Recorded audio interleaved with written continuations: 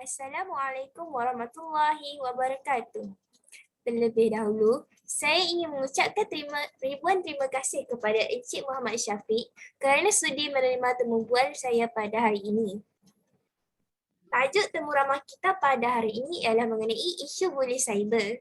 Buli cyber adalah perbuatan mengancam, memalukan atau menakutkan seseorang melalui medium elektronik seperti mesej teks, SMS, mesej chatting, email, laman web sosial, telefon bimbit atau permainan internet. Sebelum saya menguraikan lagi mengenai isu kewarganegaraan ini, izinkan saya ingin mendapatkan sedikit maklumat berkenaan Director Encik. Sila. Baiklah Encik, berapa tahunkah Encik sudah berkhidmat sebagai ahli jawatan kuasa majlis dan protokol Jabatan Penerangan Bersatu Malaysia? Dan bolehkah Encik cerita serba sedikit mengenai pekerjaan Encik? Saya sudah menjadi ahli jawatan kuasa Majlis dan Protokol Jabatan Penerangan Bersatu Malaysia selama 1 tahun. Jadi saya bekerja dengan Ketua Penerangan Arti Peribumi Bersatu Malaysia, iaitu Datuk Wan Saiful bin Wan Jan. Jadi saya mula sebagai berkecimpung di dalam Parti Peribumi bermula pada 15 hari bulan Oktober tahun 2021. Jadi iaitu serba sedikitlah berkenaan dengan pekerjaan saya. Majlis dan protokol ini adalah daripada sudut penganjuran ceramah dan juga penerangan yang berkaitan dengan politik semasa dan juga perkara-perkara yang lainlah yang berkaitan dengan penerangan. Baik, terima kasih Encik. Seterusnya, izinkan saya mendapat sedikit tentang pengalaman Encik mengenai isu buli cyber. Oh, pengalaman. Ya. Sebagai saya, selain daripada berkecimpung dalam politik, saya adalah seorang live streamer. Jadi berkaitan dengan isu buli cyber ini adalah satu perkara yang biasa, yang sering kali berlaku lah ketika saya bergiat aktif di dalam media sosial, di YouTube dan juga Facebook dan juga Instagram dan sebagainya lah. Jadi pengalaman itu ada pengalaman yang indah, ada pengalaman yang indah ni maknanya kita boleh belajar sesuatu daripada buli cyber ni, dan ada juga pengalaman yang buruk. Jadi itulah daripada sudut kalau saya sebagai orang politik ini, pengalaman buli cyber ni dia lebih cenderung kepada nak membunuh karakter seseorang, diskriminasi dan sebagainya lah. Itulah pengalaman-pengalaman yang saya hadapi selama saya bermula sebagai live stream di media sosial pada tahun 2018, dan pelbagai perkara yang saya lalui termasuklah kritikan dan juga banyak benda lah yang mungkin kita akan terangkan secara lebih lanjut selepas ni. Cik Aisyah. Okey. Terima kasih atas perkongsian pengalaman yang begitu menarik. Di sini kita dapat tahu berapa bahayanya isu buli cyber ini kepada kita. Seterusnya Encik, bolehkah saya tahu apakah tindakan yang harus kita lakukan sekiranya kita terlibat sebagai mangsa kepada buli cyber ini? Oh, terus kepada action. Jadi sebelum saya jawab berkenaan dengan tindakan, saya nak sentuh sikit yang tadi, poin yang sebelum ni. Contoh buli cyber ni. Buli cyber ni dia ada banyak kategori dia lah yang perlu kita fahami. Ada orang cuba membuli kita kerana ketidakpuasan hati dia terhadap kita dengan kejayaan yang kita hadapi ataupun dengan apa yang kita tunjulkan kepada orang. Jadi ada juga dalam keadaan yang tertentu adalah kerana dia selalunya berlaku dalam debat, berpidato dan sebagainya kerana dia tidak mampu untuk menjawab persoalan-persoalan yang kita berikan. Jadi dia ada dua faktor kenapa buli cyber ni berlaku mengikut pada pengalaman saya lah. Jadi ada setengah orang apabila kita menunjuk kejayaan kita, dia rasa macam dia tak apa nak selesa dengan kejayaan kita. dia jadi cemburu dan sebagainya, maka dia melakukan kritikan yang orang kata apa, yang kita rasa macam akan rasa murung dengan kritikan yang dia buat, itulah kritikan yang menghina keluarga, menghina peribadi dan sebagainya. Jadi itu adalah berkaitan dengan poin tu. Jadi sebelum saya jawab berkaitan dengan action lah, dia ada dua keadaan. Jadi apa nama ni, bagi pendapat saya lah kan, ada setengah orang dia suka ambil action melalui undang-undang, dan ada setengah orang dia suka ignore. Sebab hari ini media sosial dia ada banyak choice selain daripada undang-undang yang terpakai. Sebelum saya pergi kepada berkaitan dengan choice tu, saya tadi ada, bila Cik Aisyah nak tanya soalan ni, saya ada buat research sikit. Bukan research, saya tahu berkenaan dengan benda ni sebab selalu dengan media sosial, dan saya sebelum ni pun adalah pegawai di Kementerian Multimedia. Jadi saya nak bagi tahu sikit lah, mungkin ada orang yang nak tahu berkenaan dengan bully cyber ni. Jadi bully cyber ni kalau ikut peruntukan undang di Malaysia, kita ada dua section yang kita boleh guna pakai. Yang pertamanya adalah section 211 dan juga yang keduanya adalah section 233. Jadi kedua-dua section ini adalah di dalam Akta Komunikasi dan juga Multimedia 1998. Jadi Akta section 211 ni adalah larangan terhadap pemberian kandungan jelek. Jadi dia buat komen yang jelek lah. Jelek ni maksudnya yang tak senonoh, yang buruk dan sebagainya. Yang keduanya adalah section 233, iaitu penggunaan tidak wajar kemudahan rangkaian perkhidmatan internet. Itu adalah yang kedua, itu adalah section 233. Jadi dia menggunakan internet itu bagi tujuan yang menyalahi undang-undang. Itu menghina seseorang dan sebagainya. Dan kedua section ini, beban pembuktian dia itu terletak kepada orang yang mengadu.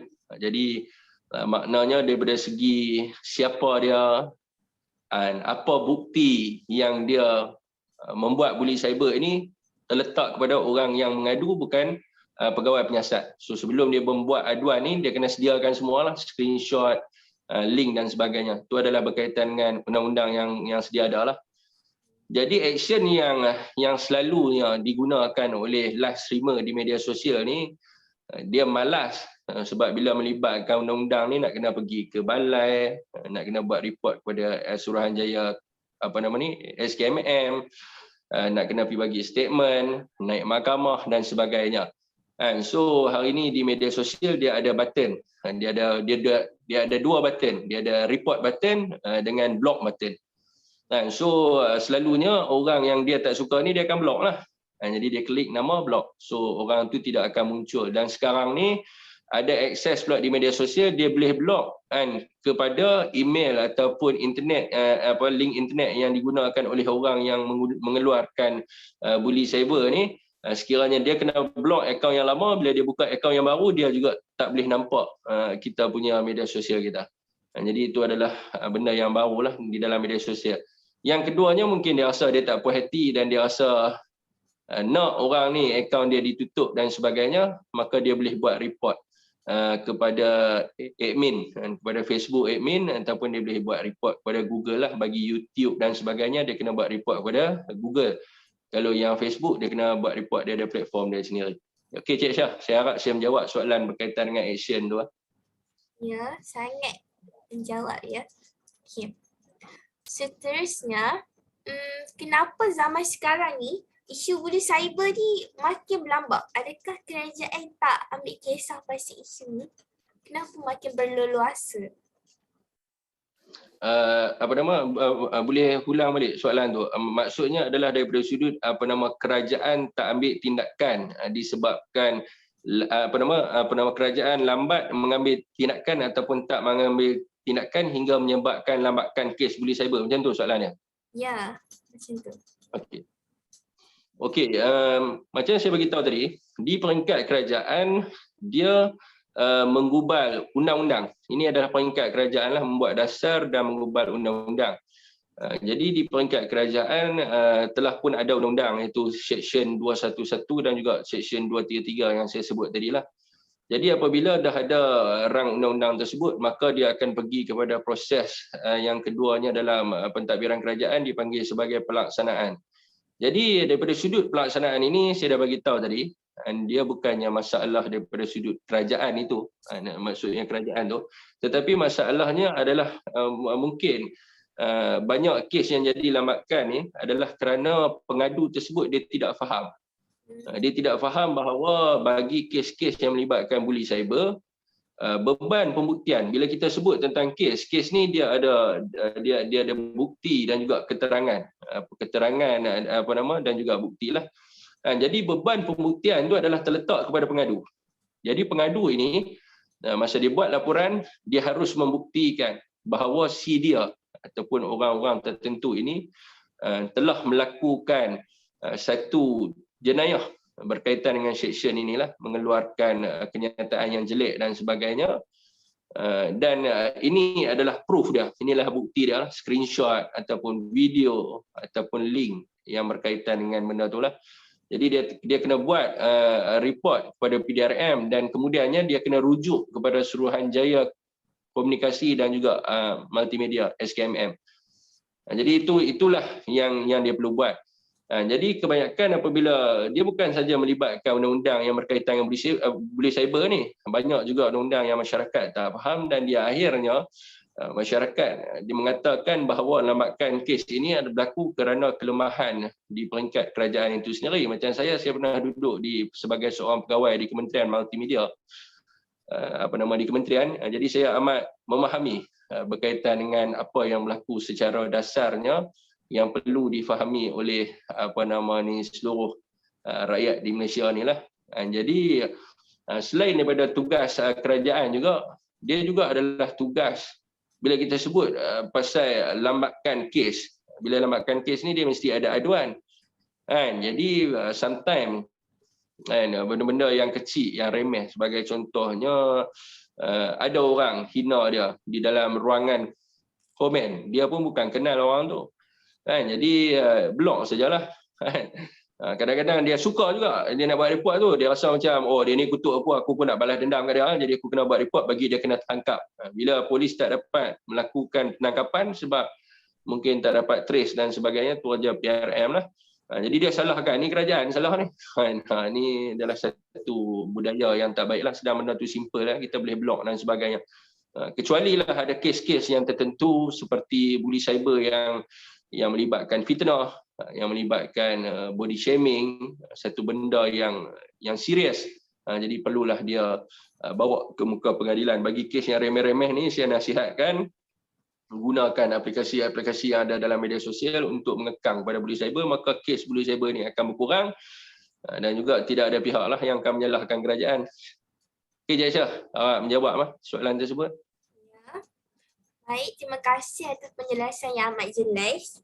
Kesimpulannya kita dapat tahulah kes ni makin berluasa sebab masyarakat ni tak faham cara untuk menangani isu ni dan tak ada yang nak beraduan macam tu. Tak, itu bukan maksud saya. Itu bukan poin yang saya katakan. Kes, bila disebut lambakan kes, ini yang kita perlu faham ni. Dia bila sebut lambakan kes, maknanya kes tu wujud. Ada aduan dibuat dan kes itu tidak selesai siasatannya. Bila tidak selesai, maka dia akan lebih lambat lah. Itu yang makna yang lambat. Jadi kalau tak buat aduan, dia tak jadi lambakan. Lambakan kes ni apabila, saya cerita pada awal macam mana boleh jadi lambakan kes ni. Apabila ada satu kes ni adalah satu event dalam bahasa Inggeris, satu kejadian yang berlaku. Contoh yang melibatkan Cik Aisyah. Ada orang kritik Cik Aisyah di dalam media sosial ataupun melakukan buli cyber. Apabila Cik Aisyah pergi buat report dan laporan itu tidak diselesaikan, maka dia akan jadi lambakan kes ataupun report itu terlampau banyak. Jadi dia tak selesai dengan terlampau banyak ini, dan selalunya macam saya beritahu tadi, yang saya jawab adalah kerana kita perlu faham kalau kita tengok sendiri pun ulasan-ulasan berkaitan dengan akta-akta buli cyber ni, dan bukti itu terletak kepada pengadu. Jadi pengadu ni dia kena buktikan. Mungkin dalam kes-kes yang tertentu dia tak dapat buktikan. Ada banyak pakai fake account kan. Pakai fake account dan sebagainya sukar untuk kita kesan siapakah sebenarnya orang di sebalik akaun fake ni. Jadi sebab tu saya kata tu jadi kalau kita mau bagi lambakan kes, bukan kita kata tak suruh rakyat pergi buat report. Bagi kes-kes yang tertentu yang memerlukan laporan, dia nak saman, so dia boleh buat laporan. Tapi bagi diri saya sendiri, ini saya jawab bagi pihak diri saya sebab soalan kepada saya, jadi saya jawab bagi pihak diri saya. Saya lebih suka menggunakan option, bukan aplikasi, option yang telah ditetapkan oleh media sosial, platform media sosial yang tertentu, iaitu kita boleh blog, kita boleh report dan sebagainya. Itu adalah lebih mudah sebenarnya. Okey, terima kasih Encik Muhammad Syafiq atas penjelasan yang amat jelas sekali. Akhir sekali Encik, apakah nasihat yang Encik ingin beri kepada warga negara Malaysia untuk membatas isu bully cyber ni? Nasihat dia, Nasihat Encik. nasihat saya cukup mudah. Dia simple saja. Macam saya jawab di awal tadi, bully cyber ini berlaku dalam dua keadaan. Apabila orang tu tak suka dengan kita, dia tak suka dengan kejayaan kita, dan dia tidak boleh menjawab kepada hujah yang kita bagi, dan dia nak membunuh karakter diri kita. Nasihat saya cukup mudah. Allah Subhanahu Wa Taala menjadikan manusia itu semuanya ada kurangnya, ada lebihnya. Tidak ada siapa pun yang sempurna. Ada orang yang kurang dekat sini sikit, ada orang yang kurang dekat sana sikit. Supaya kita melihat kekurangan seseorang itu adalah sebagai iktibar kepada diri kita. Ada orang yang telinga dia hilang sebelah, ada orang yang mata dia sepek sebelah, ada orang yang hidung dia besar, ada orang yang kening dia tu tebal lebih. Macam-macam benda lah rupa manusia tu daripada sudut rupa.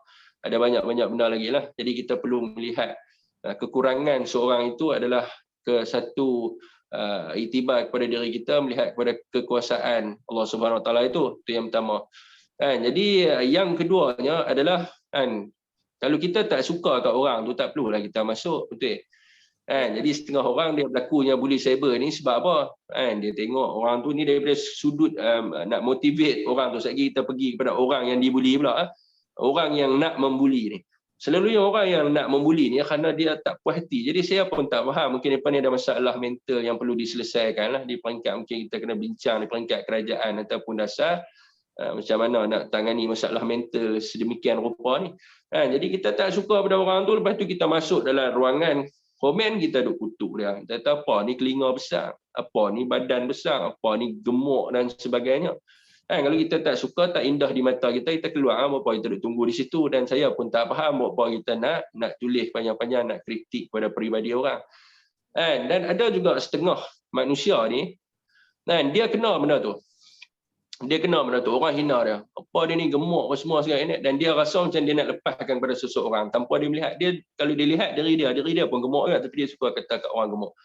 Jadi ini adalah simptom-simptom yang berlaku dalam bully cyber ni.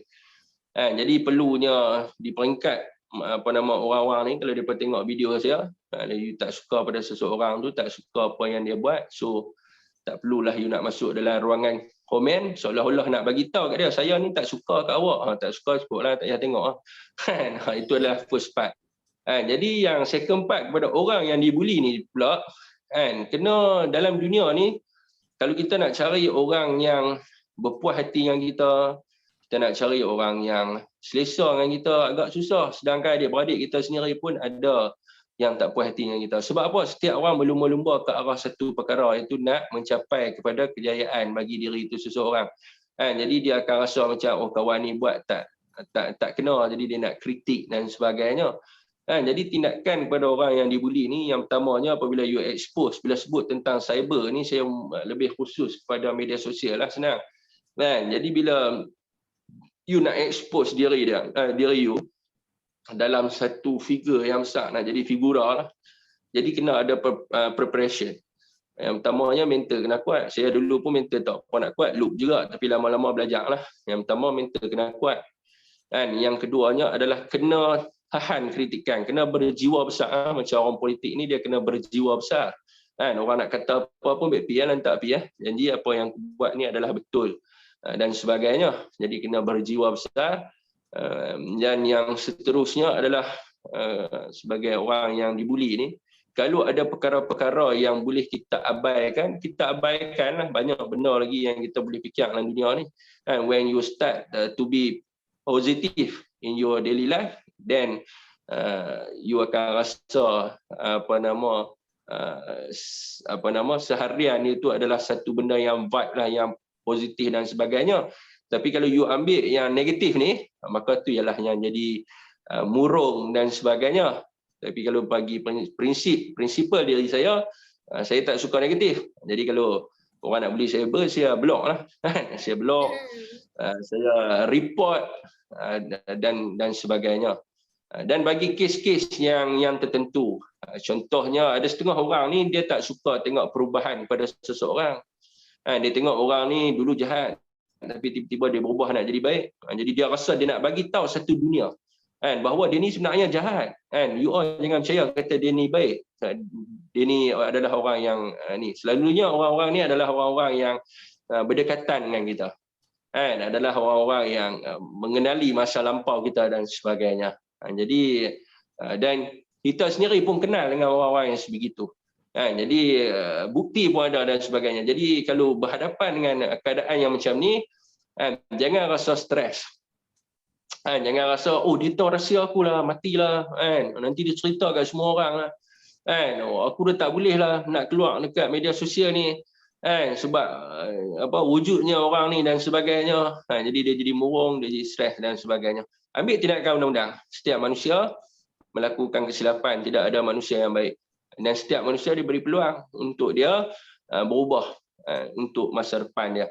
Dan tidak ada seseorang pun dekat dalam dunia ni maupun di Malaysia yang boleh melucutkan kebebasan diri seseorang tanpa mengikut undang-undang, dan tidak ada seorang manusia pun boleh menghukum seseorang melebihi daripada apa yang ada di pengetahuan dia ataupun melebihi daripada apa yang diperuntukkan dalam undang-undang di Malaysia. Sebagai contohnya, orang tu kena penjara 5 tahun, dia dah habis penjara, jadi kawan ni pun duk cerita nak hukum dia penjara di dunia pula lagi tambah lagi 5 tahun. Jadi tidak ada seseorang pun boleh yang berbuat demikian.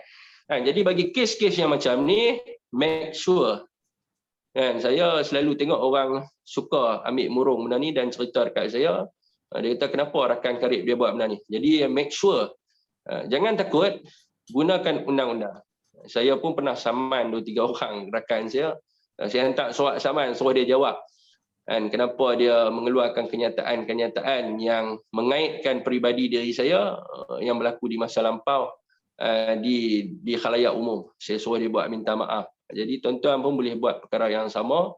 Buat laporan, kalau ada duit, jumpa peguam, buat saman, hantar surat saman ataupun hantar surat dipanggil letter of demand, LOD, kepada orang yang membuat ni. Kalau yang tidak berkemampuan daripada sudut kewangan, gunakanlah peruntukan undang-undang yang ada sekarang ni di dalam negara kita.